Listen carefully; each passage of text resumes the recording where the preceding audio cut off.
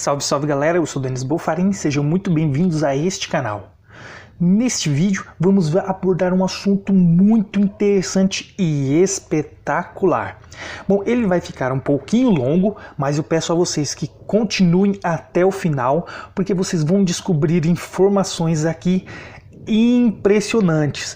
Esse é mais um daqueles vídeos impressionantes desse canal. Neste vídeo eu vou abordar aquela mensagem onde fala em Atos capítulo 1 versículo 11 que os dois varões de branco aparecem aos homens e falam: por que estão olhando para o céu? Esse mesmo Jesus que foi assunto ao céu, do mesmo modo vai voltar. E vamos ver que impressionante está este estudo.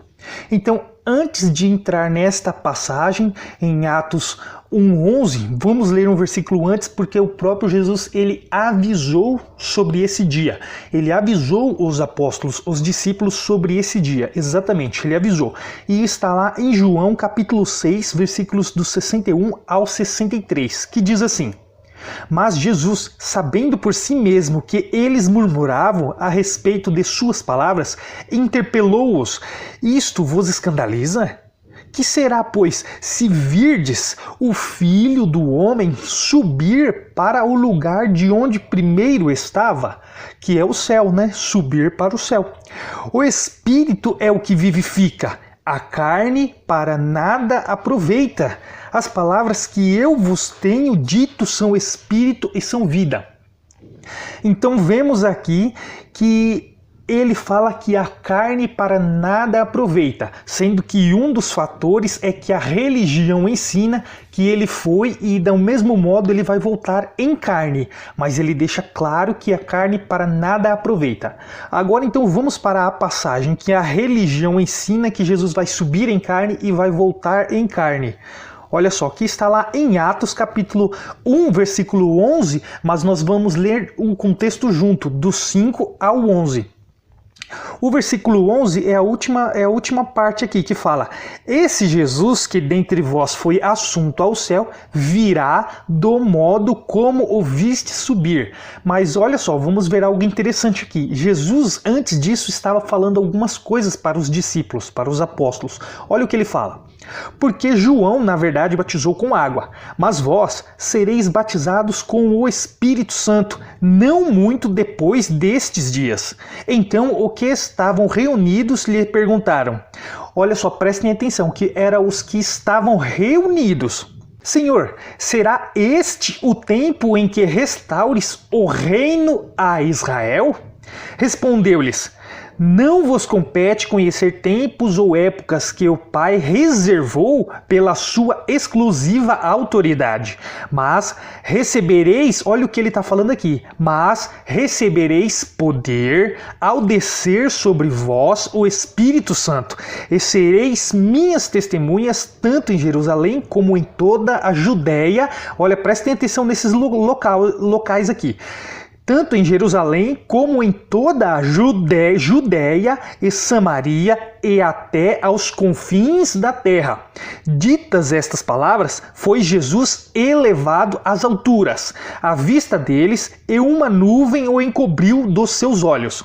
E estando eles com os olhos fitos no céu, enquanto Jesus subia, eis que dois varões vestidos de branco se puseram ao lado deles. E esses dois varões estavam ao lado deles.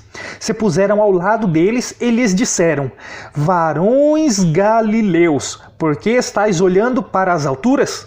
Esse Jesus que dentre vós foi assunto ao céu virá do modo como o viste subir. Então, reparem que os dois varões de branco, ele fala assim, varões galileus. Quem eram esses varões galileus? Porque aqui específico, eles estavam reunidos, esses varões galileus. Então é um ato específico para aqueles que estavam reunidos. Olha só, vamos ver quem é esses varões galileus. Indo no capítulo à frente, em Atos capítulo 2, verso 7 ao 8, depois que os apóstolos recebem o Espírito Santo, como Jesus havia dito, que logo depois desses dias eles seriam batizados com o Espírito Santo, olha só o que acontece. Eles começam a falar em línguas e muitos que estavam reunidos ali começam a ouvir eles na própria língua mãe deles, não é? Então olha o que diz aqui. Estavam, pois, atônitos e se admiravam, dizendo: Vede, não são, porventura, galileus todos estes que aí estão falando? E como ouvimos falar cada um em nossa própria língua materna? Então olha só, eles estavam falando, não são todos estes galileus, porque eram os mesmos varões galileus que estavam reunidos antes. E como nós podemos comprovar isso? Porque essa passagem de Atos 1:11 também está em Lucas. Vamos lá, para Lucas, olha só, Lucas capítulo 24, versículos do 46 ao 51.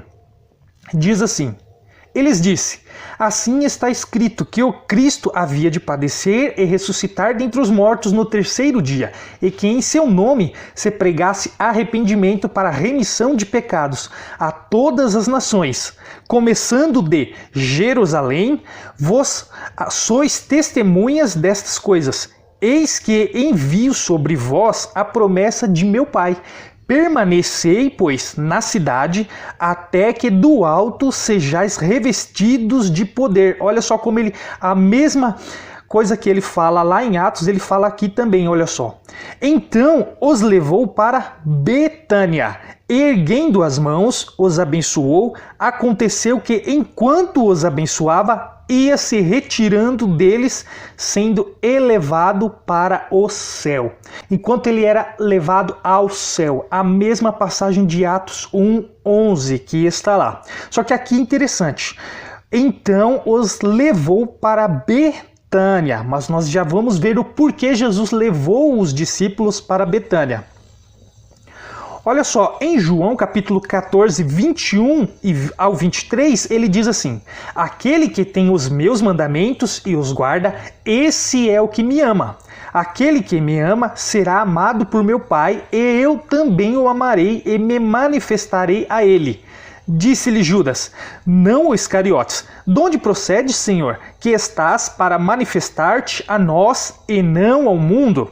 Respondeu Jesus: Se alguém me ama, guardará a minha palavra, e meu Pai o amará. E viremos, olha aqui, ele está se incluindo, e viremos para ele e faremos nele morada, que significa a descida do Espírito Santo no Pentecostes sobre os apóstolos.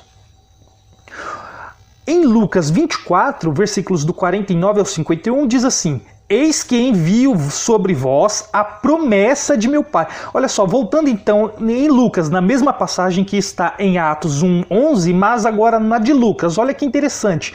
Vamos ver um detalhe aqui. Eis que envio sobre vós a promessa de meu Pai. Permanecei, pois, na cidade, até que do alto sejais revestidos de poder. Então os levou para Betânia. Vamos prestar atenção neste lugar, em Betânia.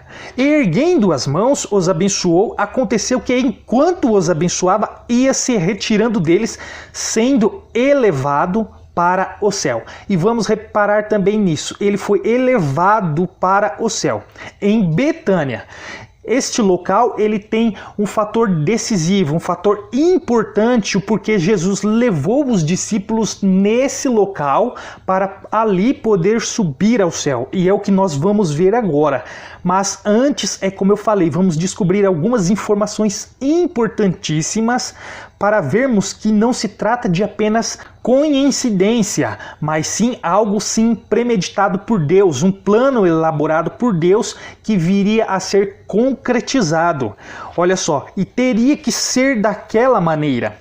Vamos lá então, voltando lá no Velho Testamento, em Deuteronômios capítulo 18, versículos do 15 ao 19.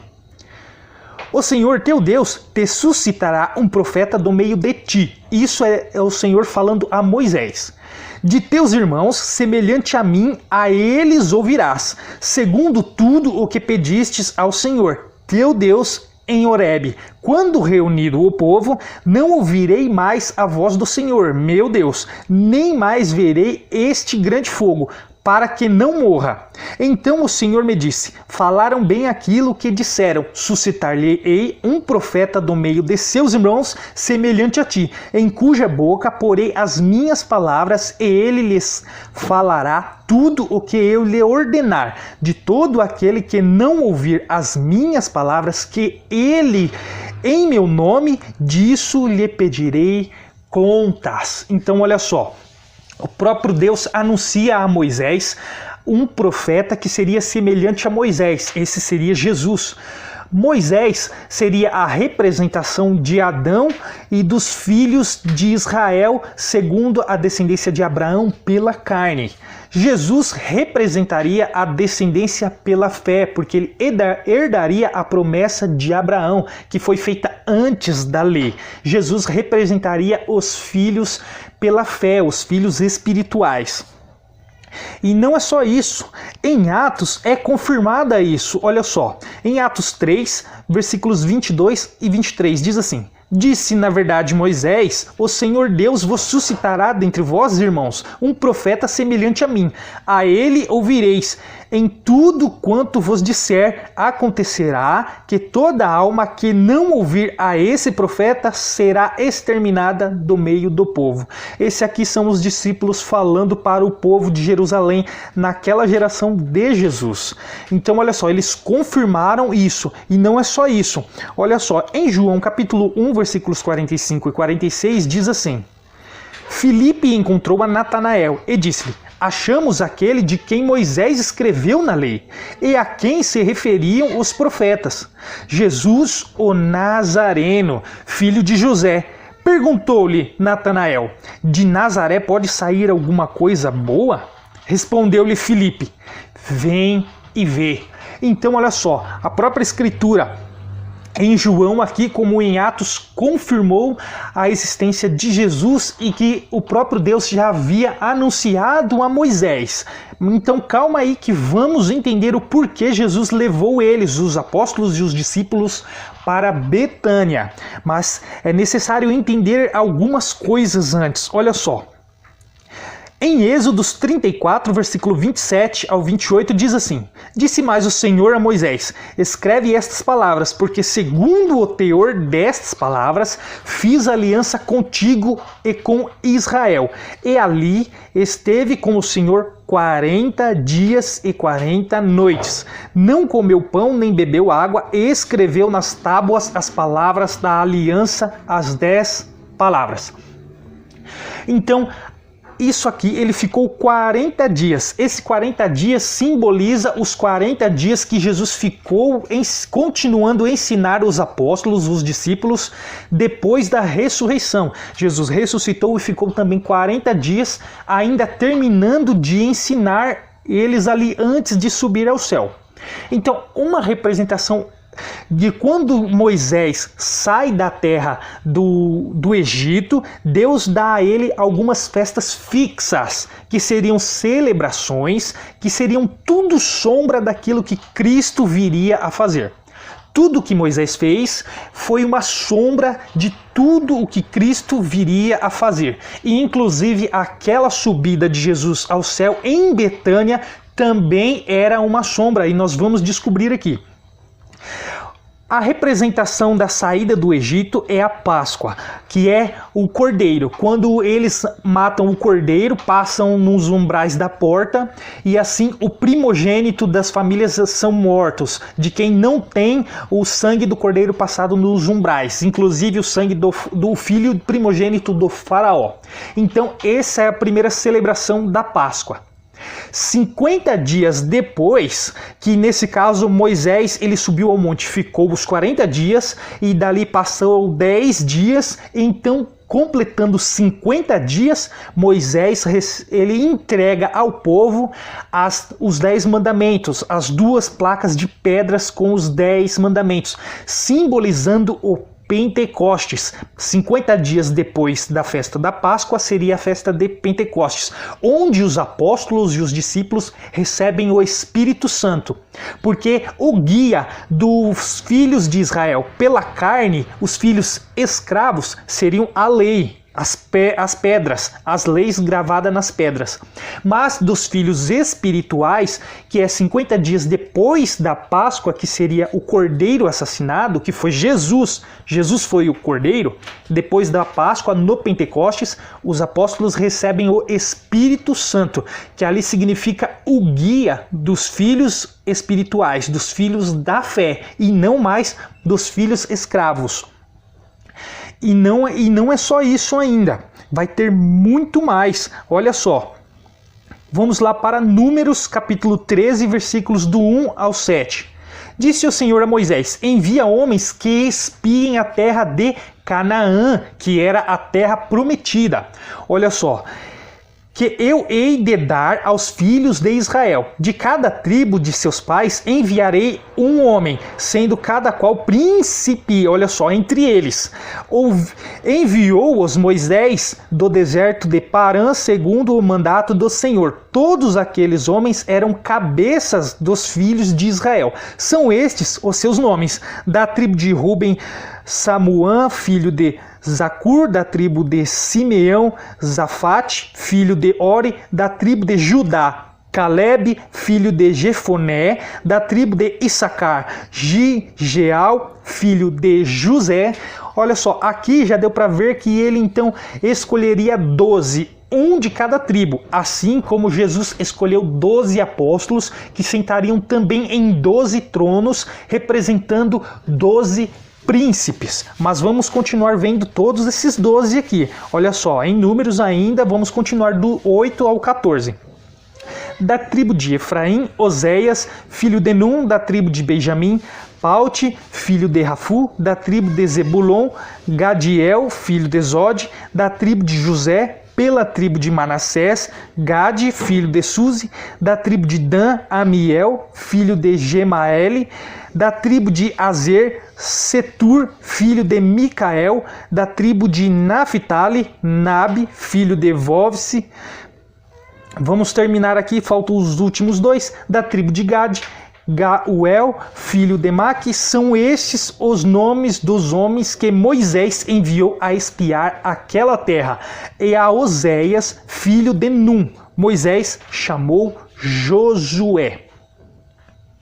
Então olha só que interessante, Moisés escolheu 12 espias, Jesus escolheu 12 apóstolos para começar a evangelizar, para levar o evangelho do reino de Deus. Olha só, em Números ainda, capítulo 11, versículos 16 e 17, diz assim: diz o Senhor a Moisés: ajunta-me 70, olha, prestem atenção, 70 homens dos anciões de Israel, que sabe serem anciãos e superintendentes do povo, e os trarás perante a tenda da congregação, para que assistam ali contigo. Então descerei e ali falarei contigo. Tirarei do espírito que está sobre ti e porei sobre eles, e contigo levarão a carga do povo, para que não a leve tu somente. Olha só, com Jesus também aconteceu a mesma coisa. Em Lucas 10:1 diz assim: depois disto o Senhor designou outros 70 e os enviou de 2 em 2 para que o procedessem em cada cidade e lugar aonde ele estava para ir. Esses 70 discípulos, que era além dos apóstolos, eles também foram anunciar o evangelho do reino. Eles iniciaram primeiro em Israel, que eram os filhos escravos da descendência pela carne e sangue de Abraão. Não é só isso, olha só. Em João capítulo 1, versículos do 28 e 29 diz assim: estas coisas se passaram em Betânia, do outro lado do Jordão, onde João estava batizando. No dia seguinte viu João a Jesus, que vinha para ele, e disse: eis o Cordeiro de Deus que tira o pecado do mundo. Exatamente. Jesus voltou para Betânia porque foi o início ali onde ele foi batizado por João o Batista. Mas não é só isso. Não foi só porque Jesus foi batizado por João Batista, não. Há muito mais e nós vamos ver agora. Olha só. Indo lá para Deuteronômio, no capítulo 34, versículos do 1 ao 6, diz assim: Então subiu Moisés das campinas de Moabe, prestem bem atenção nesse nome, Moabe, ao monte Nebo. Prestem muita atenção também neste monte Nebo. Ao cimo de Pisga, que está de frente de Jericó, e o Senhor lhe mostrou toda a terra de Gileade até Dan, e todo o Naphtali, e a terra de Efraim e Manassés, e toda a terra de Judá, lembra Judá que nós vimos antes, até ao mar ocidental, e o Neguebe e a campina do vale de Jericó, a cidade das palmeiras até Zoar. Disse-lhe o Senhor: Esta é a terra que, sob juramento, prometi a Abraão, a Isaque e a Jacó, dizendo: A tua descendência a darei. Eu te faço vê-la com os próprios olhos, porém não irás para lá. Moisés, então, ele não foi para lá. Olha só o porquê, vamos ver agora. Assim morreu ali Moisés, servo do Senhor, na terra de Moabe. Olha só, vamos prestar atenção, na terra de Moabe, segundo a palavra do Senhor. Este o sepultou num vale, olha só, ele foi sepultado num vale, ali em Moabe, no monte Nebo. Bem perto do monte Nebo. E ninguém sabe até hoje o lugar da sua sepultura. Então ninguém sabe até hoje o lugar da sepultura de Moisés. E agora é que vem o lance interessante. Esse monte Nebo, Moabe, é justamente o local onde Jesus ele levou os discípulos, os apóstolos, em Betânia, além do Jordão. Ali, o local onde ele subiu ao céu, que também foi o local, supostamente, onde Deus sepultou o corpo de Moisés, onde ninguém sabe aonde se encontra até os dias de hoje. E da mesma maneira que o corpo de Moisés não deveria ser encontrado, ninguém deveria saber o significado ou o que aconteceu ou onde foi sepultado, da mesma maneira também ninguém poderia saber ou ter acesso ao corpo de Cristo, ao corpo de Jesus. E foi por esse motivo que ele subiu ao céu, para que também esse fundamento, essa sombra, esse significado também se cumprisse em Cristo, que ninguém encontrasse o seu corpo, ninguém soubesse o que aconteceu com o corpo ou onde foi sepultado ou coisa do tipo, porque ele mesmo anunciou porque os apóstolos estavam escandalizados. O que seriam deles se eles vissem o Filho do Homem subindo para o lugar de onde ele primeiro veio? Porque a carne para nada aproveita. Isso são palavras dele mesmo. Porque a carne para nada aproveita. Só que se vocês acham que parou por aqui, estão enganados. Tem muito mais, muito mais. Este mesmo local, depois do Jordão, no Monte Nebo, é o mesmo local onde um carro de fogo separou Elias e Eliseu. Exatamente esse mesmo lugar é esse lugar onde Elias foi separado de Eliseu por um carro de fogo. Então Elias subiu ao céu por um redemoinho, foi levado ao céu por um redemoinho. É esse mesmo local onde Jesus subiu também da mesma maneira. Mas se acham que acabou por aqui, não acabou, ainda tem mais também. Esse mesmo monte Nebo é o mesmo monte onde Jeremias escondeu a Arca da Aliança e ela sumiu para nunca mais ser encontrada. Exato, só que não encontramos essa informação na Bíblia mesmo, porque essas informações estão no livro de Macabeus, que contém na Bíblia Católica, justamente por se encontrar num tempo de silêncio de Deus, onde Deus não enviou profetas, foi um tempo de silêncio de Deus, mais específico no reinado da Grécia.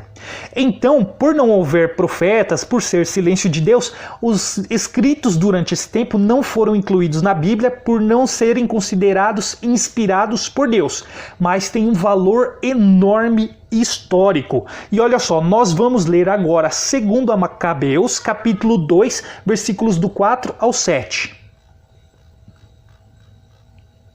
Que diz assim: 2 Macabeus 2, do 4 ao 7. O escrito mencionava também como o profeta, pela fé da revelação, havia desejado fazer-se acompanhar pela arca e pelo tabernáculo, quando subisse a montanha, olha só, que subiu Moisés para contemplar a herança de Deus, onde Deus ele daria para Israel, mas que Moisés não entraria. Olha só, no monte em que chegou, descobriu uma vasta caverna, na qual mandou depositar a arca, o tabernáculo e o altar dos perfumes. Alguns daqueles que haviam acompanhado voltaram para marcar o caminho com sinais, mas não puderam achá-lo. Quando Jeremias soube, repreendeu-os e disse-lhes que esse lugar ficaria desconhecido até que Deus reunisse seu povo e usasse com ele de misericórdia. Olha que situação interessante, olha algo profundo e revelador e tremendo no significado do local onde Jesus ele sobe ao céu. Só que é como eu disse, não para por aqui e tem muito mais ainda. Então agora nós vamos lá para Números capítulo 32, versículos do 10 ao 13, que diz assim: Então a ira do Senhor se acendeu naquele mesmo dia, e jurou dizendo: Certamente os varões que subiram do Egito de 20 anos para cima não verão a terra prometida, com juramento a Abraão, a Isaque e a Jacó, porquanto não perseveraram em seguir-me, exceto Caleb, filho de Jefoné, o quenezeu, e Josué, filho de Num. Então olha que interessante. Todo o povo que saiu do Egito não viram, aquela geração não viu a terra prometida junto com Moisés. Eles não viram a terra prometida, com exceção de Josué e Caleb. Apenas os dois ficaram vivos da geração que saiu do Egito. E isso também tem um significado, tem uma sombra muito importante que nós já vamos ver, mas vamos continuar lendo aqui.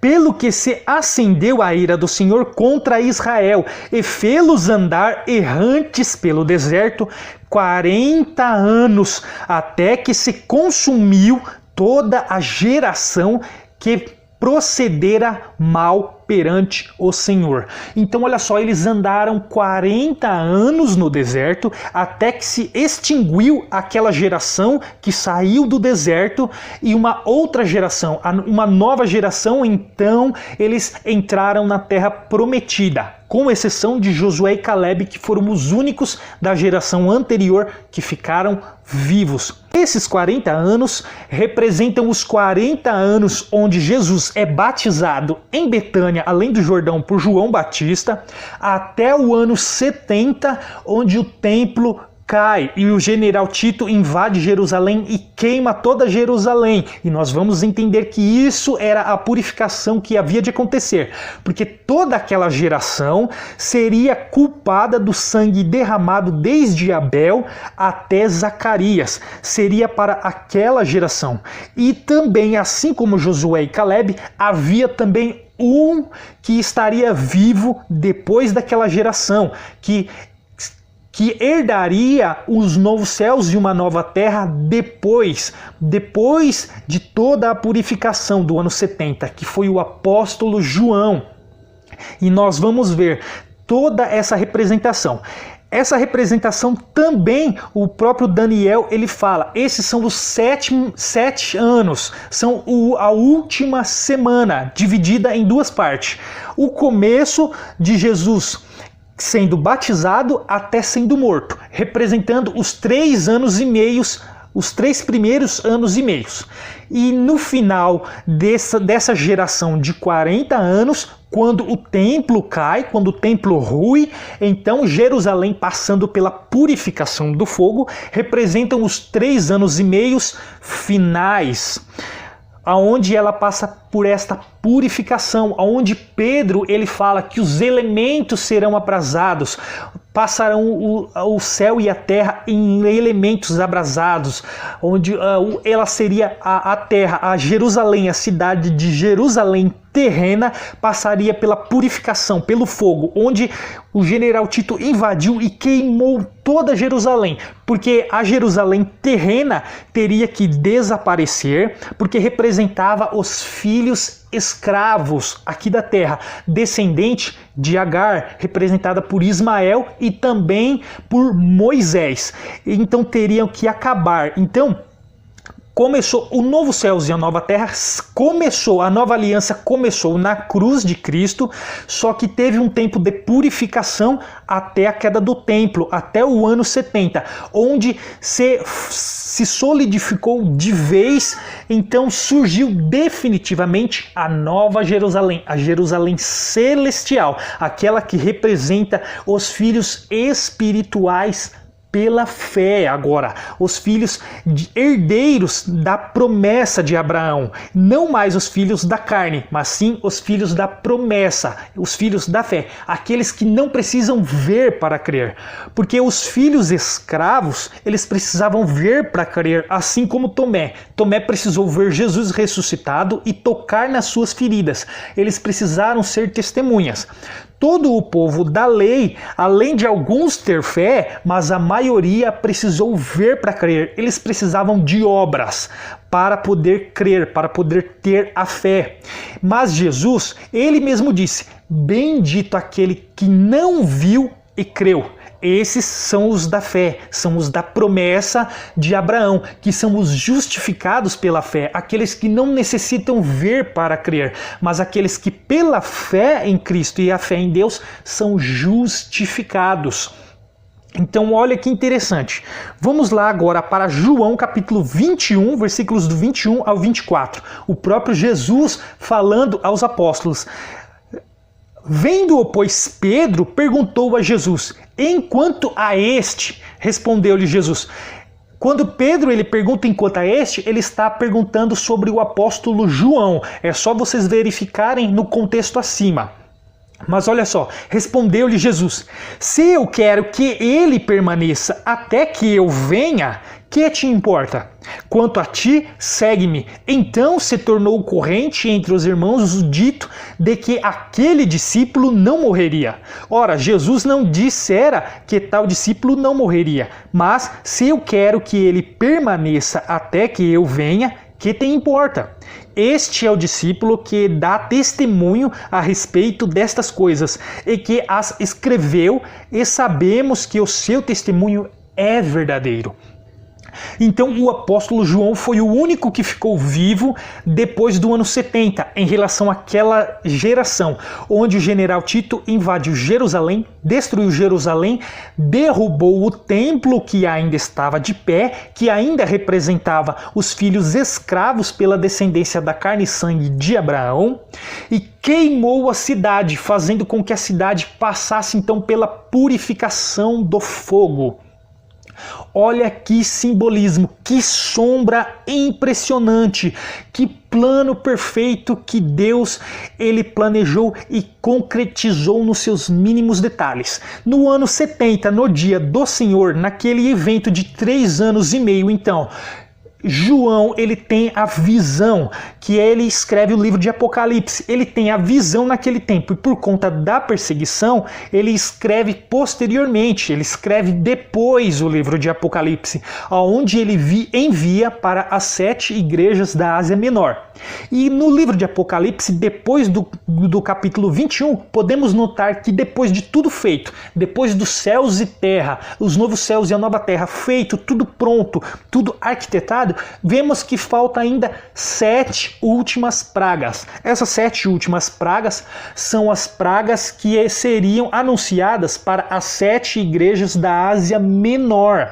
Justamente agora, não tendo nada a ver com Jerusalém ou Israel ou os judeus. Essas 7 últimas pragas seriam referente à perseguição e tribulação que as 7 igrejas da Ásia Menor passariam para assim, por meio dessa tribulação, vir o fim de Roma, do reinado romano, que ainda estava reinando.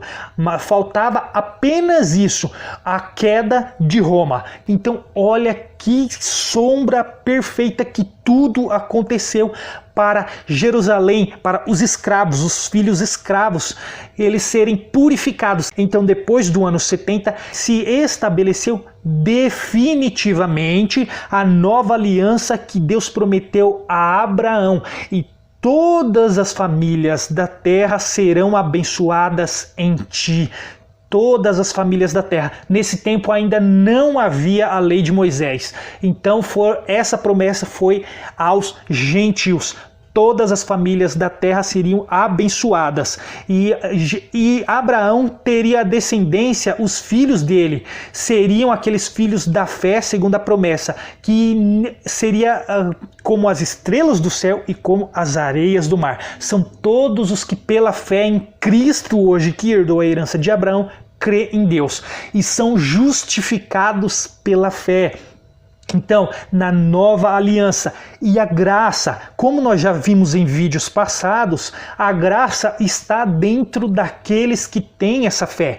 A graça está dentro de nós, porque o significado da palavra graça é a presença do Altíssimo em nós. Em todos aqueles que têm a fé e são justificados e andam no amor ao próximo, andam na luz, mantendo assim comunhão uns com os outros, eles têm a graça dentro de si, e assim, dessa maneira, eles têm a entrada suprida no reino eterno. Mas os perversos, aqueles que não creem, que não têm a fé, aqueles que são assassinos, que não andam em amor ao próximo, esses não herdam o reino de Deus, já estabelecido na nova aliança, depois da purificação do ano 70, concretizada a nova aliança. Então, galera, esse foi o impressionante vídeo que eu trouxe para vocês. Espero que tenham gostado desse estudo. Eu espero também que vocês tenham entendido. Eu vou ficando por aqui e espero vocês no próximo. Até lá!